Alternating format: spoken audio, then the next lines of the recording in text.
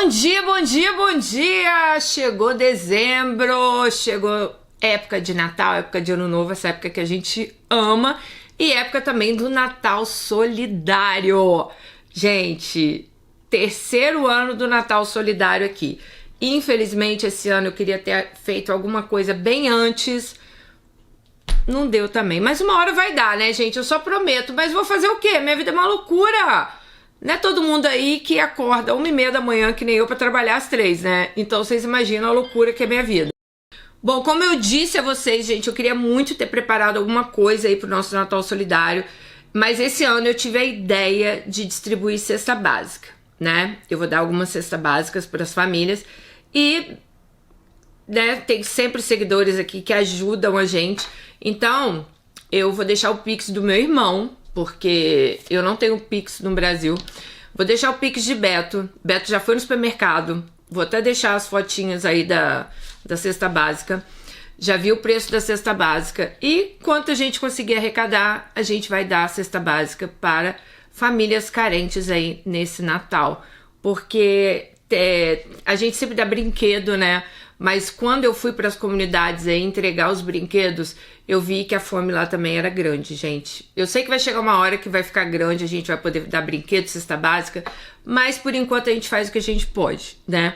Então esse ano eu tive a ideia da gente dar cestas básicas, tá?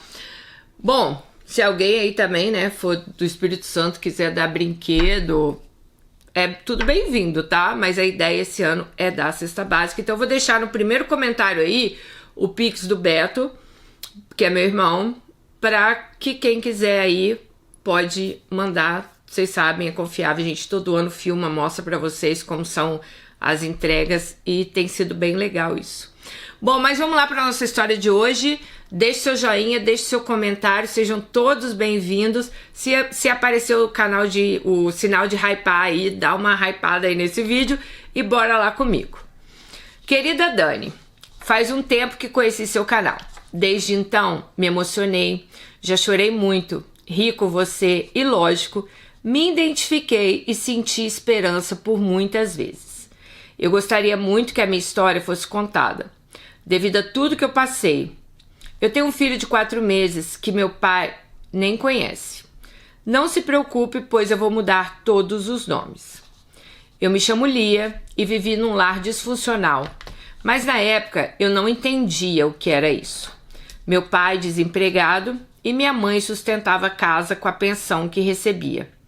Ela sempre muito submissa, levava comida na mão do meu pai, mesmo com ele mal olhando nos olhos dela. Eu sempre sentia a indiferença dele por minha mãe, mas nunca entendi por que ela continuava a tratar ele tão bem. Mesmo muito nova e sem entender racionalmente, isso me chamava atenção. Bom, eu cresci, minha primeira infância, eu era agarrada com meu pai. Ele era meu herói. Ele tinha uma forma de pensar e de educar liberal. E era comum tomarmos banhos juntos, por exemplo. Eu e meu pai, até então, isso nunca havia me gerado desconforto. Parecia natural. Me lembro que na mesma época da vida, provavelmente entre meus 5 e 7 anos, meus pais assistiam cine privê na sala da minha presença, e aquilo me enchia de emoções confusas. Tinha um relacionamento estranho dos meus pais, e as sensações que eu tinha eram que todas as coisas ruins, né, e que todas as coisas ali em casa eram ruins e desconfortáveis. Sem falar que todos nós dormíamos no mesmo quarto. E várias vezes, depois dos filmes, eu ouvia eles transando. Isso sempre me deu uma sensação de como se estivessem fazendo algo à força comigo. Tanto que eu me lembro de um episódio em que eu vi eles na sala, no quarto, e fui para a sala e gritei aos prantos. Minha mãe veio pelada correndo da cama achando que tinha algo grave acontecendo. E me lembro dela nua diante de mim até hoje. Dani, eu me sentia no lugar dela. Embora com ela estivesse sendo consensual, né? Mas ela sentia uma coisa estranha. E até eu lendo, eu estou sentindo uma coisa estranha, né? Porque Não é uma coisa normal, né, gente? Vocês sabem. Desculpa, mas pra mim isso não é normal. Bom, todo o carinho que meu pai tinha por mim, ele nunca demonstrou pela minha mãe. E eu não entendia tanta entrega e submissão, mesmo antes de saber o que isso significava. Eu apenas sentia isso, e na mesma época meu pai iniciou o primeiro tratamento de silêncio comigo. Sempre que algo desagradava, ele parava de falar comigo, e eu ficava igual uma cachorrinha atrás dele, para tentar entender e reverter a situação. Paralelo a tudo isso, eles me davam uma criação extremamente liberal. Meu pai chegava a dizer que eu era responsável pelos meus próprios atos, mesmo antes de eu completar 10 anos de idade. Me deixava a própria sorte, onde por várias vezes os abusos aconteciam. Vou relatar alguns aqui. Uma vez eu fui brincar com o sobrinho da vizinha que sempre nos visitava. Dudu, ele deitou em cima de mim e tentou me beijar à força. Mas nós tínhamos uma idade próxima e eu consegui fugir da situação. Brincando na rua com os garotos, lembro que os cinco garotos, todos moravam aqui perto. Eu era a única menina. E eu estava só de calcinha no meio deles. E eles ficavam esfregando o pinto em mim. Passavam a mão em mim e tentavam me deixar pelada. Por 2 vezes. Na segunda, eu cheguei a ter febre emocional depois que eu cheguei em casa e chorei por horas. Lembro que naquele dia eu só queria o colo da minha mãe, mas ela não era carinhosa comigo. Minha mãe só sabia cuidar do meu pai. Eu também tinha um contato regular com o vizinho da frente da casa, um adulto que sempre me via e conversava sobre a minha vida sexual. Uma vez ele tocou na minha orelha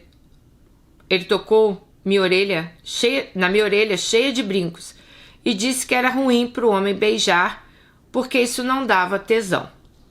Então, nessa época, eu era adolescente de 12 anos. Ele tinha 50. Ele me abraçava às vezes. Com ele eu me sentia bem, pois ele sempre se aproximava com o pretexto de ensinar coisas da vida para as outras pessoas, para que essas pessoas não me fizessem mal. Ele dizia que eu tinha que usar camisinha, entre outras coisas. Ele chegou a me levar para conhecer uma prostituta que disse que eu teria sucesso com os gringos pelo meu perfil, pois eu era morena de cabelos longos cacheados. Uma vez também uma conhecida colocou a minha mão no peito dela e perguntou se eu gostava. Perguntou o que eu sentia. Eu gostaria de pontuar que hoje eu tenho 38 anos, em 2025, ou seja, eu fui criança no final dos anos 80, do início dos anos 90. A internet não existia com essa expansão que temos hoje. Então tudo que se sabe que é errado parecia normal, ou algo que jamais seria descoberto. Acredito que, dada essa desinformação da época, eu vivi ainda na infância tantos casos diferentes que, para ser muito sincera, somente hoje eu reconheço que aquilo era abuso. Mas o caminho até tal conhecimento tem sido longo, pois foi na minha adolescência que eu me tornei uma suicida. Por volta dos 13 anos de idade, meus pais se separaram. Meu pai saiu de casa. Depois eu entendi que uma das melhores amigas dele na faculdade, na realidade, era amante dele. E minha mãe tinha descoberto. Juntou o restinho de dignidade que ela tinha e pediu para ele sair de casa. Eu chorei muito. A saída dele me feriu. Durante um tempo ele vinha todos os dias me visitar, mas ele não havia perdido o hábito de sempre que algo que o incomodava, ele não conversava comigo. Ele apenas sumia emocionalmente. Parava de falar comigo, mesmo que estivéssemos no mesmo ambiente. Isso criava um abismo entre mim e ele. Depois que ele saiu de casa, ao passar dos anos, minha mãe não suportou a solidão. Hoje eu entendo o que ela passava, né? E ela se aproximou de mim. E assim nós viramos amigas. E a gente curtia a companhia uma da outra. Inclusive, muitas vezes a gente dividia uma cerveja. Mas ao mesmo tempo, enquanto meu relacionamento com a minha mãe melhorava, com meu pai afundava. A cada distanciamento, a cada greve de silêncio, minha mãe já havia me dado uma liberdade que não sabia mais como tirar. Então foi nessa época de mais ou menos de 12 a 19 anos que eu quase virei uma... Mas eu detesto velho, então não ia dar pra mim. Usei droga, usei todos os tipos de droga e bebidas, sem falar na raiva que eu sentia. Eu brigava com tudo e com todos por qualquer coisa. Os homens, eu tinha prazer de fazê-los sofrer e ver um homem chorar por mim. Para mim, todos eles mereciam o pior. Eu tinha uma média de namoro por ano, eu enjoava e trocava como se fossem descartáveis. Por volta dos 19 anos, estávamos em uma festa de família do enteado do meu pai. Nessa altura do campeonato, eu já não o respeitava mais. Toda a ausência emocional que ele me causou me deixou muitas marcas. Então eu apanhei, eu fui abusada, eu tinha total consciência que eu não podia contar com ele para me proteger. Inclusive, teve um episódio onde eu estava morrendo de medo de uma menina que veio na minha porta para me bater. Eu pedi a meu pai para me ajudar, fazer qualquer coisa e não deixar. E ele me disse que eu era responsável pelos meus atos. Naquele dia eu saí, apanhei muito, inclusive na cara, no meio da rua dessa menina. Eu tinha medo dela, mas com o tempo e muitas brigas depois, eu consegui bater nela a ponto de tirar sangue. Eu sou moradora de uma comunidade e nossas brigas só cessaram quando a justiça local ameaçou cortar nossos cabelos. Então nós paramos. Então quando meu pai tentou me dar uma ordem no dia da festa do enteado, eu avancei nele e mordi a testa dele. Ele tem uma cicatriz até hoje. Entramos em luta corporal, a festa era no alto da favela e novamente a justiça local não permitiu que ninguém se metesse, pois se tratava de uma briga de família. Minha mãe, coitada, que veio para tentar apartar, eu sem querer joguei ela longe. Ela era magrinha, baixinha, por fim, desatamos. Fui correndo para casa, peguei uma gilete que eu havia comprado e mico. Ela acabou, né? Levou 6 pontos em um e 7 pontos no outro. Vocês entenderam, né? Dani, eu já tinha planejado isso. Durante a última década, eu tinha botado na minha cabeça que a solução para mim era acabar comigo. Eu fui socorrida e iniciei terapia. Entrei na faculdade. Por mais uma vez, meu pai parou de falar comigo. Dessa vez, consegui saber o porquê. Ele achava errado minha mãe pagar faculdade particular para mim, já que ele tinha feito faculdade pública. Mas eu estava começando a ver um horizonte diferente. Eu estava na faculdade e mesmo assim eu tinha um vazio. Eu não sabia preencher. Foi quando eu tive a brilhante ideia de engravidar. Tranquei a faculdade, peguei o namorado que eu tinha na época e fomos morar juntos. Eu herdei um terreno com algumas casas da minha mãe e fomos morar em uma delas. E mesmo com tudo dando certo, o pai do meu filho, que sempre foi um bom homem para mim, se mostrou um péssimo pai. Ele não ajudava em nada em relação ao nosso filho. Não ajudava em nada dentro de casa. Então a maternidade e o casamento pesaram e eu me senti mãe de 2 crianças. Meu marido e meu filho. Foi então que me separei com meu filho, tendo apenas 1 ano e 6 meses. Infelizmente, minha mãe não aguentou tanta solidão, pois assim que meu filho nasceu, eu saí da casa dela, ela ficou sozinha. E na mesma época que eu me separei, a minha mãe faleceu. E eu só tinha ódio dentro de mim. Eu não queria falar com ninguém. Eu estava em luto. No mesmo período, o pai do meu filho mostrou bem por que eu tinha me separado dele. Ele sumiu. Ele deve pensão até hoje, quase R$45 mil, e tá na justiça. Bom, ele é totalmente ausente. Criei meu filho de uma forma dura e mais dura possível, pois eu queria criar um homem digno e forte. Eu sabia que eu não poderia contar com a ajuda do pai para isso. Por conta disso, eu sei que eu neguei muito carinho para o meu filho e eu fico triste. Eu tento recompensar, pois nunca é tarde quando se tem vontade. Eu converso muito com ele sobre tudo. Hoje ele tem 15 anos. Ele já consegue entender muita coisa. Então eu procuro contar algumas coisas que ele entenda. As minhas motivações sempre foram muito duras. E eu falo para ele que o mundo não é feito de açúcar. Depois que eu me separei do pai do meu primeiro filho, eu fui me aventurar emocionalmente por aí. Ainda vivia períodos de falar e não falar com meu pai.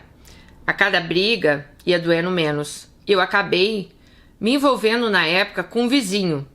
Ele tinha uns 20 anos, que estava no exército. Era um negão. Eu tinha 25, eu criava meu primeiro filho. Eu passei muita necessidade. Nessa época, eu me virava. Eu alugava as casas do meu terreno, eu ia trabalhando de tudo que aparecia. Pois quando engravidei, tranquei minha faculdade e nunca mais voltei. Negão tinha uma mãe que sempre desaprovou o nosso relacionamento. Ela chegou a nos seguir de táxi só para impedir que a gente ficasse junto. Eu já tinha um filho, era mais velha. Bom, até hoje não entendo porque ela tinha tanto ódio de mim, mas ela conseguiu. Ela fez ele namorar outra e em pouco tempo ele também estava já me procurando. Foram muitas idas e vindas. Ele ficou mulherengo e sempre fez o que a mãe queria. Por uns 6 anos, todas as vezes que eu estava solteira, a gente ficava. Era o pretexto de matar a saudade. Até que um dia brigamos e ficamos 7 anos sem nos falar. Durante esses 7 anos, eu tive um relacionamento de 5 e outro de 2 anos. Foram intensos, como todos os outros que eu tive. Só que depois que eu tive meu primeiro filho, eu já não tinha mais tanta raiva dos homens. Agora, eu nem sabia, mas eu queria um parceiro. Negão sempre foi meu vizinho de muro. Um belo dia, após 7 anos, a gente matou a saudade. Uma única noite, e eu engravidei. Foi nessa época, no ano passado, eu já estava em outra faculdade, cursando RH. Realizando ali, meu sonho de terminar a faculdade.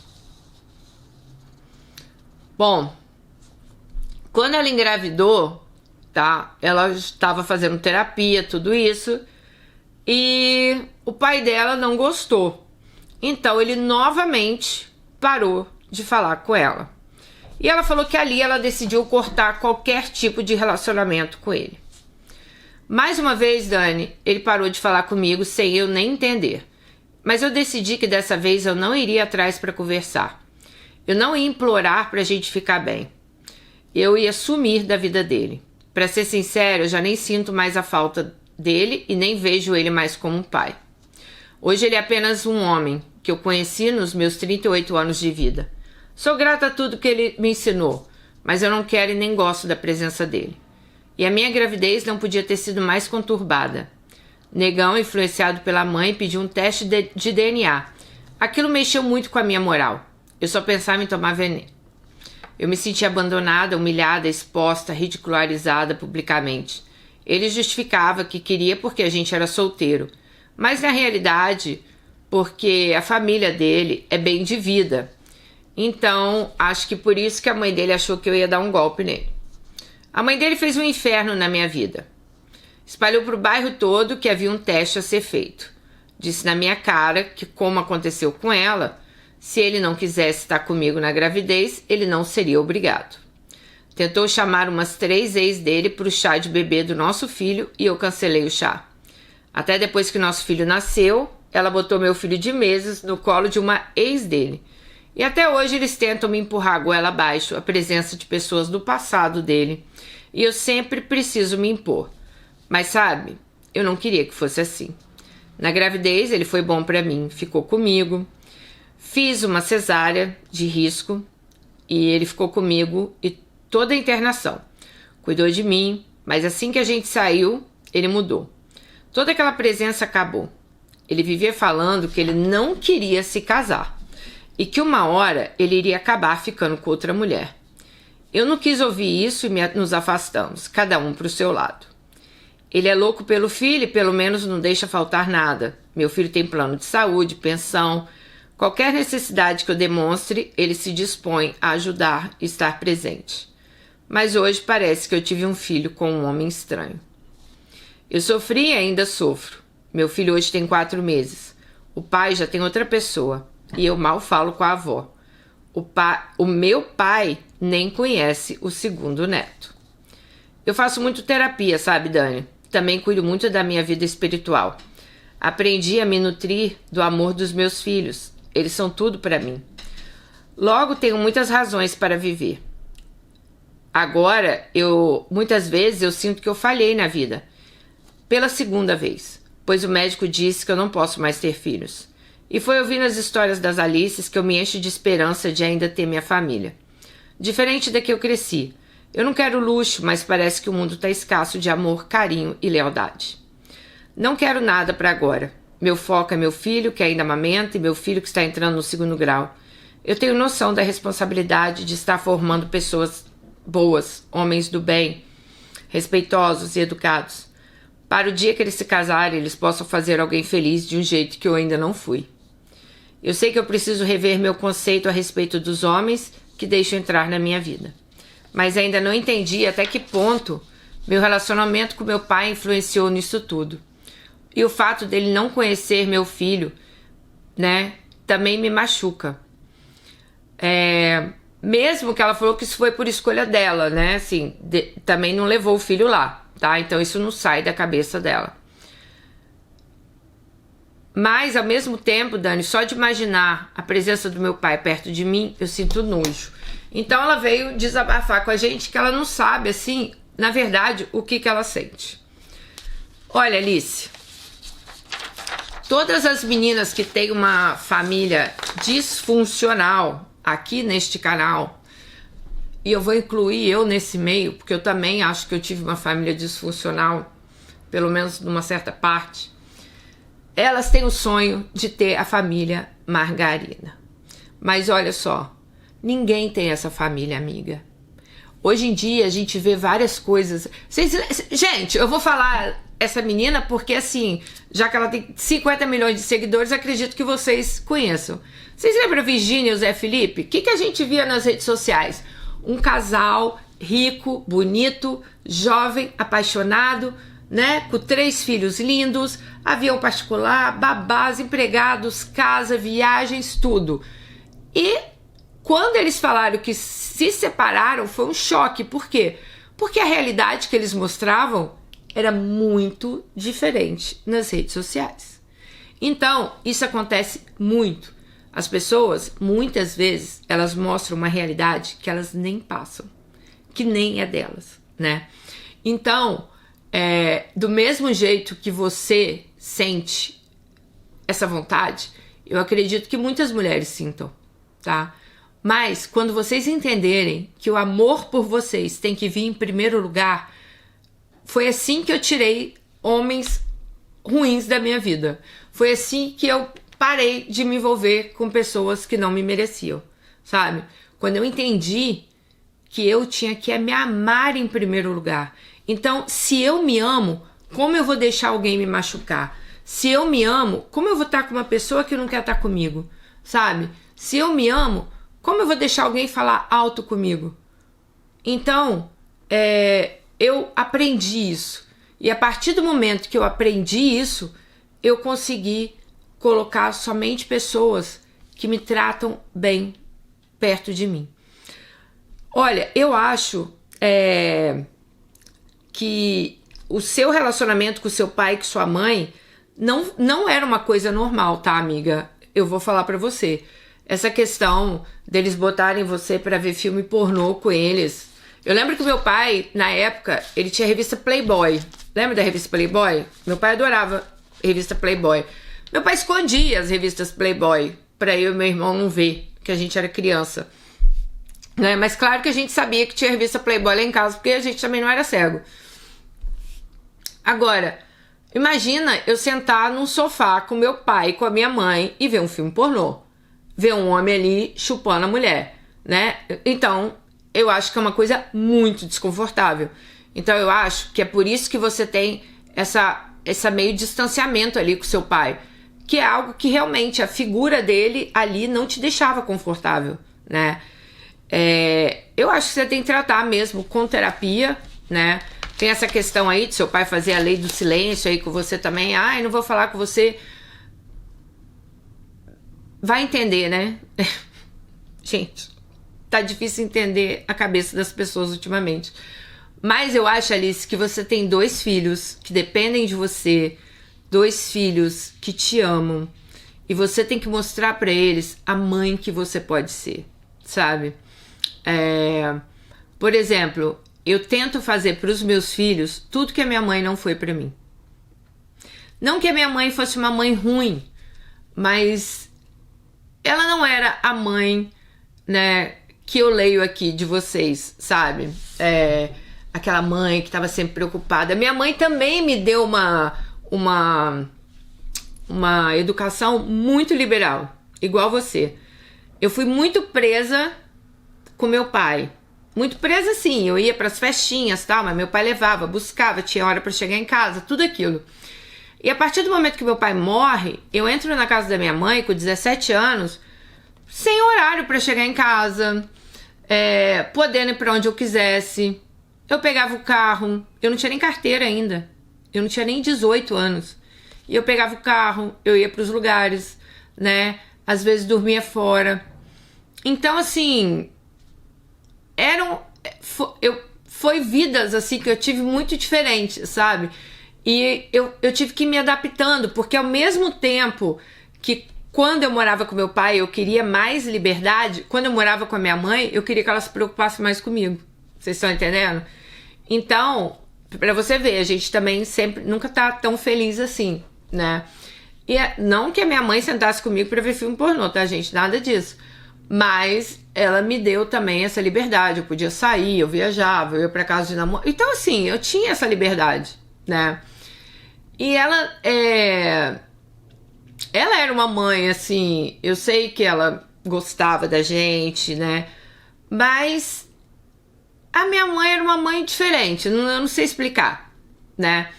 Então, hoje eu tento ser para os meus filhos, por exemplo, os meus filhos têm liberdade também, total. A Melina, ela mora fora desde os 20 anos de idade, né? Ela faz faculdade em outra cidade, ela mora sozinha, né? Então, assim, ela mora fora já tem 6 anos, né? Que ela se forma agora, vai fazer 6 anos que a Melina mora fora. E a gente também, você tem uma filha que mora fora, você não vai ficar controlando ela pelo telefone. Mas eu criei os meus filhos de uma maneira, gente, que eles me dão satisfação até hoje, onde eles estão, com quem eles estão. A Melina, por exemplo, ela vai pra casa do namorado, ela fala: mãe, tô na casa do Joe, tal. Mãe, esse final de semana tô na casa do meu namorado. Então, assim, eu sempre sei onde ela está. O Bruninho, a mesma coisa. Então, a gente tem que criar nossos filhos para serem fortes? Temos. E muitas vezes as pessoas confundem. Acha, igual seu pai, achar, você tem que ser forte, é você apanhar na cara. Não. Você ser forte é você, sabe, saber que você tá lutando para ter um futuro legal, que você vai estudar, que você quer ser alguém na vida, né? Que você sabe que você vai progredir na vida, que você... É isso aí, lutar pelo seu futuro. Ser forte não é jogar o filho na rua e fazer com a menina bata na cara dela, não. Isso não é ser forte, sabe? Pelo contrário, isso é violência. Isso não tem nada a ver com ser forte. Quando a gente fala assim, eu crio um filho meu pro mundo, é você fazer seu filho entender os perigos do mundo, entender o que é o mundo, entender que ele vai ter que trabalhar para conseguir as coisas dele, que quanto mais ele estudar, mais longe ele vai chegar, sabe? Então, assim, isso aí que deveria ser ensinamento pra gente criar nossos filhos fortes, tá? E seu pai, amiga, sinceramente, quem deveria estar na terapia também era ele, né? Porque não dá pra entender aí essa lei do silêncio com você. E, infelizmente, tem coisas... né? Como diz meu amigo Silvio, o problema não é com você, o problema é com ele. Então a gente não pode querer resolver o problema daquela pessoa. Se o problema é dele, o problema tá com ele. Você vai fazer o quê? Né? Não é problema seu. Então eu sei que deve fazer falta, você já não tem mais a sua mãe. Eu sei que você devia, né? Gostaria muito que seu pai conhecesse seu filho. Mas vai fazer o quê? Se não é pra ser, né?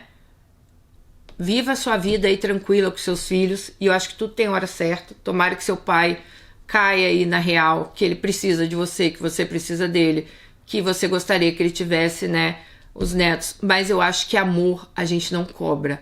Amor não tem como a gente forçar, sabe? Então, tomara que dê tudo certo aí pra você. Alice, continue sua terapia, que eu tenho certeza que vai te ajudar muito.